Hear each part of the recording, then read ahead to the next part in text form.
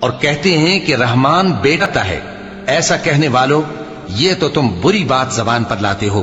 قریب ہے کہ اس جھوٹ سے آسمان پھٹ پڑے اور زمین شق ہو جائے اور پہاڑ پارا پارا ہو کر گر پڑیں کہ انہوں نے رحمان کے لیے بیٹا تجویز کیا، اور رحمان کو شایع نہیں کہ کسی کو بیٹا بنائے۔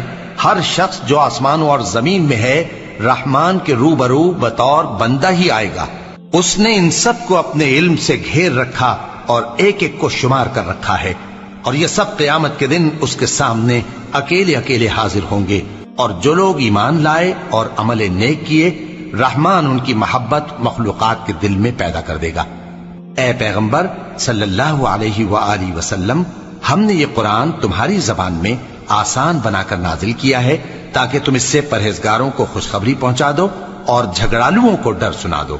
اور ہم نے ان سے پہلے بہت سے گروہوں کو ہلاک کر دیا ہے۔ بھلا تم ان میں سے کسی کو دیکھتے ہو یا کہیں ان کی بھنک سنتے ہو؟